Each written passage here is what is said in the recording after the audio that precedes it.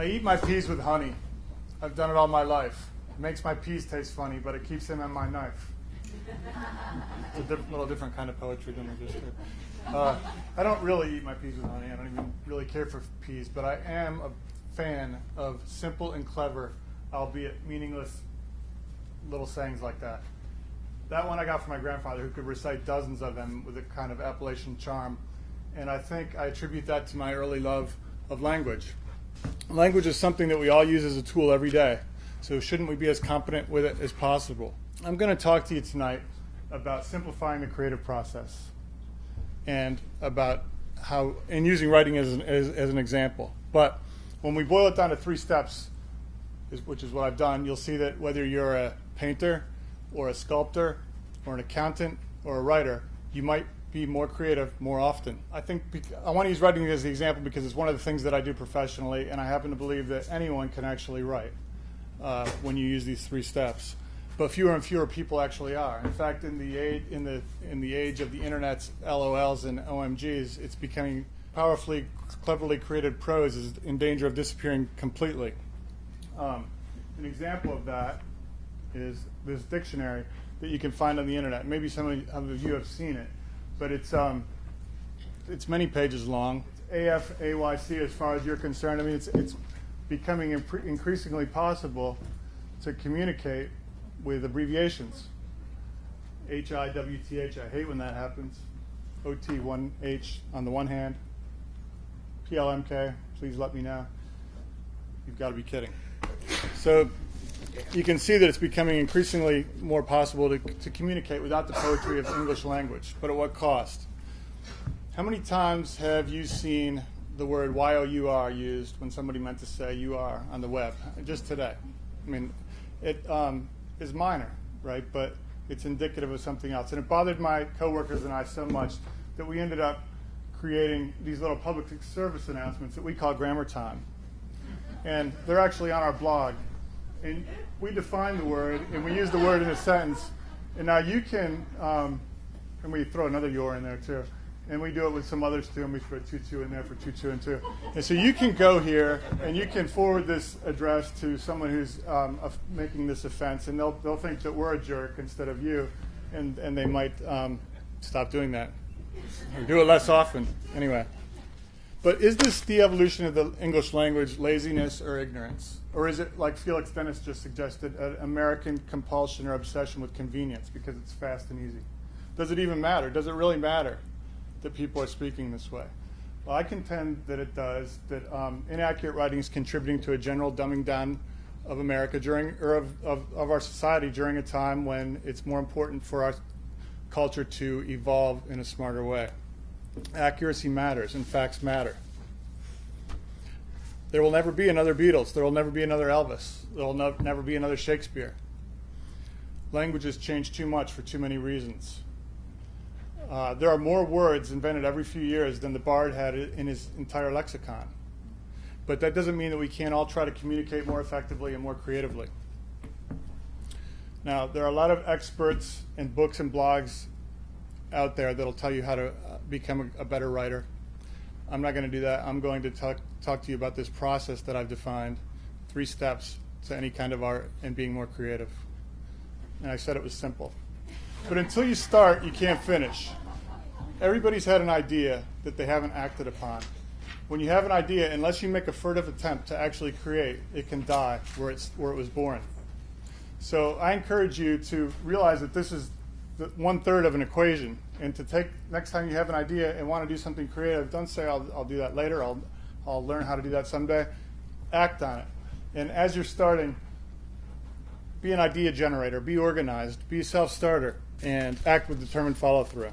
The second section the second step of the creative process, I was going to say find your voice, because that's what you often hear. But we all have a voice. We all have a personality. You can, as a writer, you need to use your voice. That's your thumbprint. That's your stamp of authenticity on whatever you write. But you can substitute the word voice for style if you're a painter, or for personality if you're a salesman.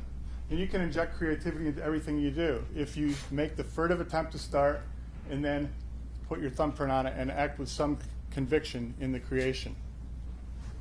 Engage your writing voice, and accuracy, creativity, and the ability to create interest will come.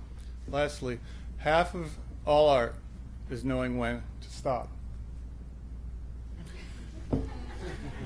Now, a lot of people think that grammar and the rules of the English language are keeping them from being an effective writer. But anyone that can proofread can write if you follow those first two steps, right? You have the idea, you follow through with your voice, and then you fine-tune it with whatever it takes to make it accurate. So it's that easy. But maybe not, as the charming Dr. Ed Ronthaler illustrates in his little talk, The Dumb English Language. Now, we may have to go through this 2 or 3 times because I haven't done it for a long time and I may be very rusty. Bomb, B-O-M-B, bomb. What rhymes with bomb? Tom. So we add a T, T-O-M-B. That's not Tom, that's tomb. And if we add a C, it doesn't rhyme with tomb, it's comb. C-O-M-B, comb. What rhymes with comb? Home, so we add an H. H-O-M, that's not home. If we want home, we have to add an E. And if we add an S, doesn't rhyme with home, that's some. What rhymes with some? Numb. So we add an N, N-O-M-E, numb. No, that's not numb. If we want a numb, we have to add a U. That's not enough. Gotta add a B also, N-U-M-B. And if you think that's crazy, just remember that English spelling from A to Z is D-U-M-B. Now, if we were like other languages, we'd spell dumb, D-U-M, numb, N-U-M, some, S-U-M, hum, H-U-M, and come, C-U-M.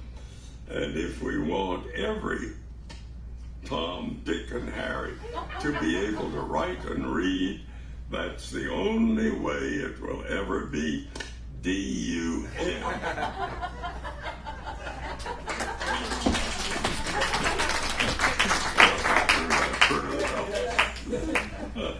Yeah, I'm lucky to get through that well.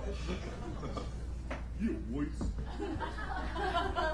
So as a copywriter, I'm interested in all kinds of writing. From the flowery prose in the back of a shampoo bottle, I love to read all kinds of product writing, to the technical writing in a user manual for a video camera. I am interested in that in exploring language in my environment.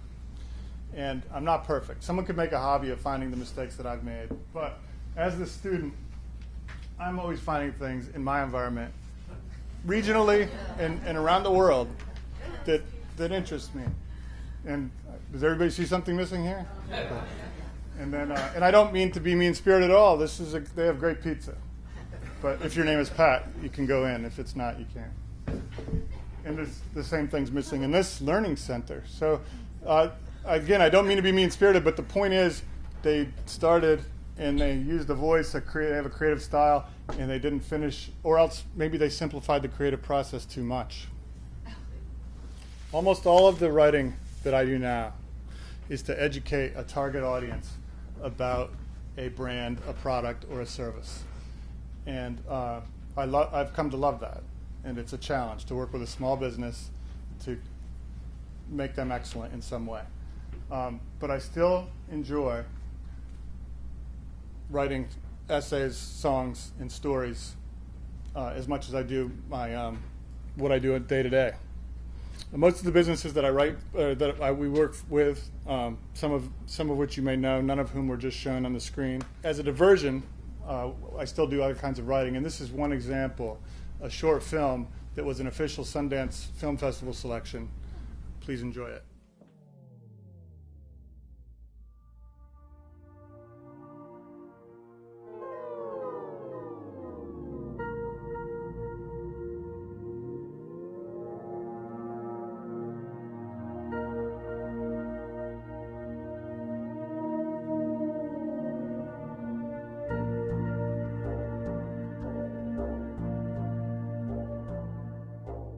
clouds in my backyard were fake, puffed out from the never-stopping stream of steam that still flows gently from the guts of 2 giant nuclear reactors that shaded our suburban home.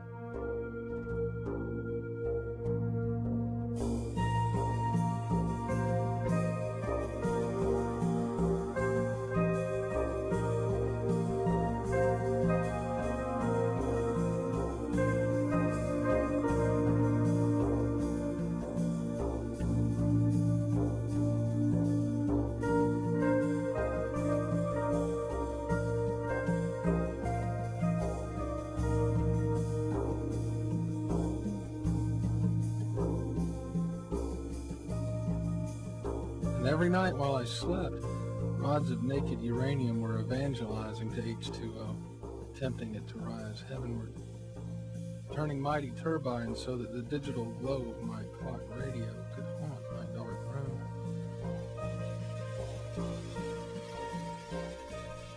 The only thing that separated my sleeping body from the unnaturalness nearby was a Farrah Fawcett poster, 3/4 of an inch of cheap sheetrock, 8 inches of Pink Panther insulation, and some dented up celery green siding and 300 yards of weeds. Nothing that could stop radiation on the wing, let alone a full-blown nuclear winter.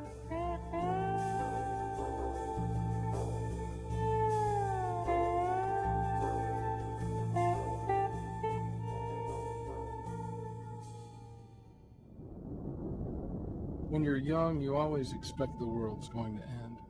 When you live next door to a nuclear reactor, you're hardly part of the living. The apocalypse is as every day as a light switch. You can turn it on and off, but it'll never go away.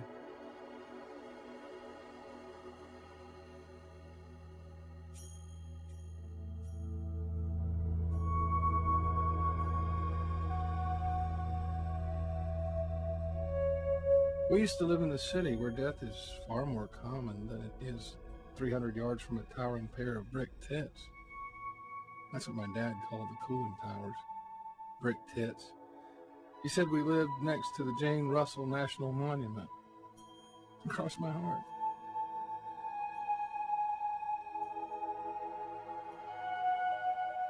Mama was forever discovering mysterious lumps on her neck and arms that she'd dazedly rub while staring over the sink full of dishes out at the nuclear power plant. She'd find lumps on me and my dog Banjo too, but I didn't think these lumps, bumps, and bruises had anything to do with hot uranium. Banjo and I would play meltdown in the backyard, and I'd pretend the brick tits were imploding, shooting a mushroom cloud straight through the earth, all the way to China. We'd fall together, and I'd wrestle Banjo in an imaginary nuclear winter, generating lots of mysterious lumps and saving him from that long fall to Beijing.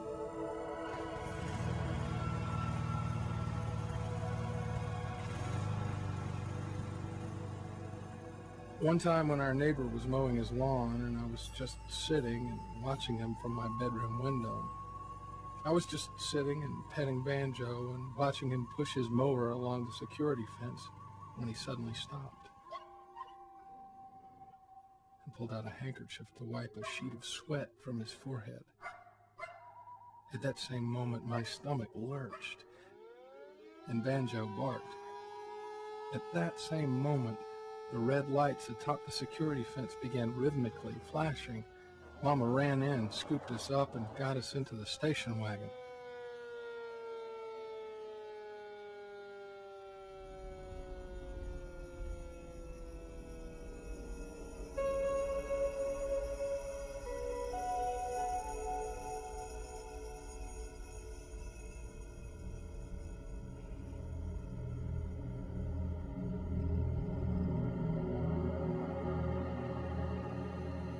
Nothing happened that day, but I was comforted for another reason.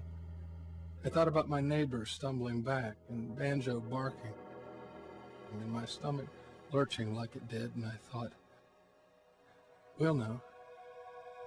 We'll know when it's going to happen.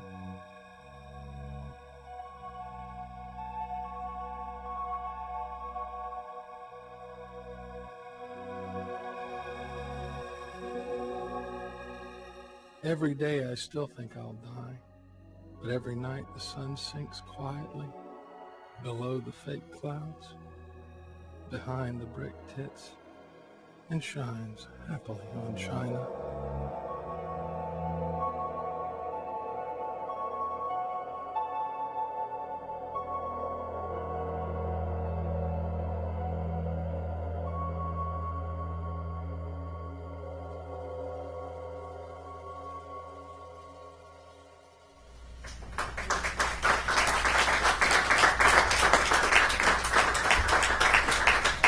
That was going to really wrap it up, and I was just going to try to reiterate the creative process really is that simple. Those three things: start, use your own voice, and finish. And by finishing, doing things accurately. And I encourage you to take that first step, though, because so many times people have an idea and do not act on it, no matter what it is. So do that when you leave here today. If you take anything from this, try to be more creative in your everyday lives.